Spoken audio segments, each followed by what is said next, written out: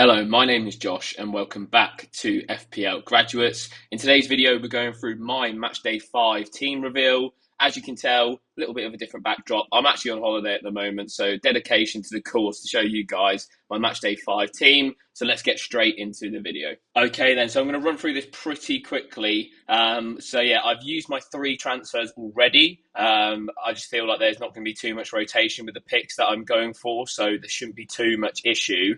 Starting off in the goalkeeper situation. So we've obviously got Jordan Pickford against Switzerland. Probably one of the highest percentage chances of a clean sheet in this match day. I think the only better one would probably be Verbruggen. But obviously I've used my free transfers already. So I basically had 4 players that were knocked out. 3 players knocked out, sorry, and named Mark Gahey, who's obviously suspended for the quarterfinals. So I decided to leave Pence on my bench, one because he's only 4 million anyway, so it saves me a lot of budget having him there. Obviously, I wasn't expecting Austria to get knocked out to Turkey. I think that was quite a big upset. So yeah, for me, I'll be happy with just Pickford playing for this match day, and hopefully, I imagine I'll get a lot of knockouts in the next round because I've got a lot of mixtures of teams. So, I'll go on to that in a little bit later.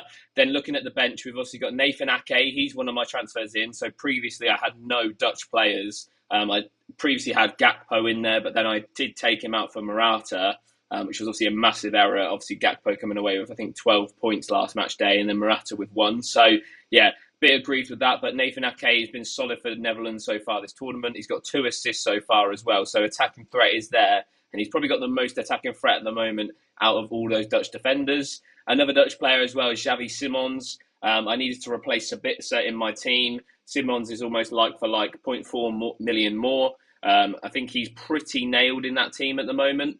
Every time that he either comes on or he does start, he has been one of their best players. Obviously got 2 assists in the last match day as well against Romania. So yeah, really nice options there. And obviously covers that Netherlands fixture, which is arguably the easiest on paper. Whether it turns out that way, obviously we'll have to wait and see.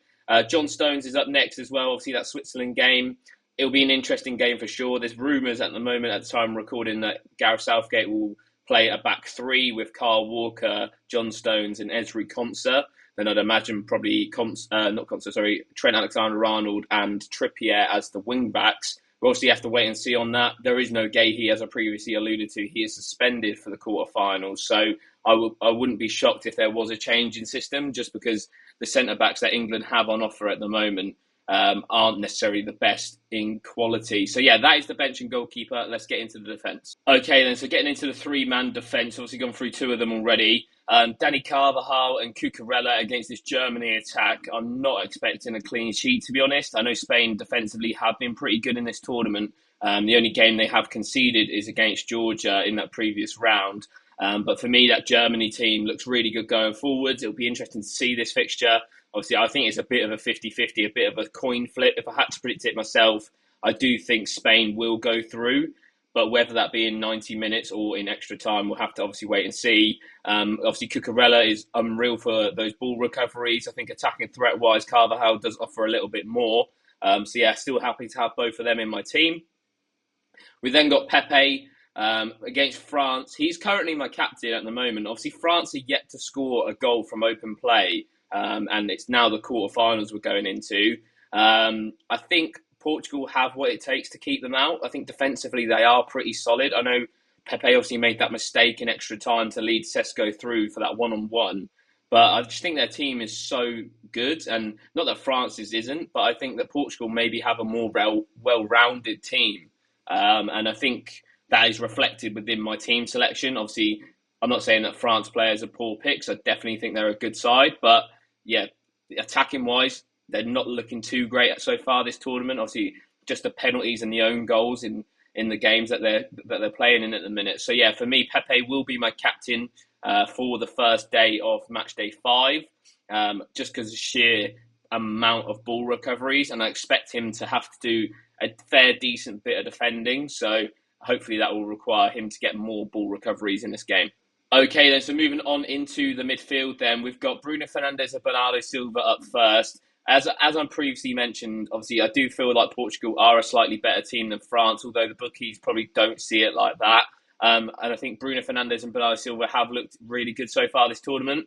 I think it's going to be really hard to come by returns this round. There's a lot of difficult fixtures from a lot of players that maybe a lot of managers would have owned already going into this tie. Obviously, Spain face Germany, Portugal face France. So, you're going to have players maybe of conflicting interests in your team at the minute. So, yeah, for me, Bruno and Bernardo, if Portugal do win that, I'm in a really, really good position in terms of my team structure. If they lose that, it becomes quite a big problem because then if, say, I don't know, Germany knock out Spain as well and France knock out Portugal, my team will look pretty decimated come the semi-finals. So let's hope that one of those doesn't happen at least. Moving on to the rest of the midfield. Obviously, Nico Williams coming off the back of his 10-pointer against Georgia. He was definitely the best pick out of the bunch for those Spain assets, which was nice to have. He's obviously facing Germany against probably, I'd imagine, Joshua Kimmich, which, if he's taken Joshua Kimmich on for 90 minutes, I'm more than happy to have him in my team. Same could be said for Jamal Musiala. Obviously got the double up of that Spain defence there, but he has been absolutely magnificent so far this tournament. Really enjoyed watching him and enjoyed owning him as well. He's been my captaincy return only throughout this whole tournament. It's only been Musiala who I've managed to hit that armband captaincy return. So there is a genuine consideration that I could potentially captain him or even captain any of those Portuguese midfielders as well. The captaincy is definitely not locked on Pepe right now. That is something that will come closer to the deadline. And if you want to know who I'll be captaining at the deadline, make sure you do follow us over on Instagram because mine and Ben's team reveals go out on there before the deadline. So yeah, make sure you check it out. And finally, then moving on to the forwards, we've got Harry Kane up first. Obviously grabbed that goal in extra time against Slovakia. I think England will play a little bit different, as I mentioned, with that sort of free back system, which could potentially help them in terms of their issues at the moment. Just really struggling to progress the ball from forwards and create sustained possession. So maybe that will help them. And obviously with the threat of maybe Trent playing as a right wing back, getting crosses into a player like Harry Kane, you'd expect him to get a lot of chances. Saying that, though, he has had quite a lot of chances so far already this campaign and probably unlucky to only have scored only 2 goals so far. Alvaro Morata, I'm a little bit gutted that I've got him, to be honest. I'd have much preferred going with Cody Gakpo. I know it's a little bit of hindsight to say after he's just got a 12-pointer, but I've had Gakpo twice out of the 3 games in the group stage where he scored both of those goals. And I think, obviously on paper, the Netherlands fixture is a lot better than the Spanish fixture. Morata does get subbed early as well, which obviously I did know before picking. So yeah, just a slight error in terms of that pick there for me. But let's just hope Morata can potentially score against this German defence, as I do have no Germany defenders. So if there's anyone who can score, hopefully it's between him and Nico Williams. And then finally, we do have Cristiano Ronaldo against France. Obviously, he did miss that penalty in the last match day, which wasn't ideal. But he gets chances. He will score goals. And yeah, for me, obviously, the biggest threat for Portugal is probably him. So to have him is nice. And yeah, as I mentioned, I really do need Portugal to beat this French team because if France do go through, obviously I'm going to have a lot of players knocked out just due to that one fixture. Okay then, so that wraps up my Matchday 5 team reveal. Heading into the final stages of this competition right now. So yeah, let me know what your dilemmas are in the comments down below. If as an overall consensus, I'll probably try and avoid taking hits like I have done in my team, for example, just because I just don't think it's necessarily too worth it at the moment. I think a lot of the fixtures, barring the Netherlands fixture, is a very 50-50 sort of fixture. So for me, it's hard to predict who's going to get those returns. But yeah, obviously have fun playing the game. Hope you guys did enjoy watching. If you haven't already, make sure you hit that like button and subscribe to the FPL Graduates YouTube channel. And until next time, have a good match day, everyone. So you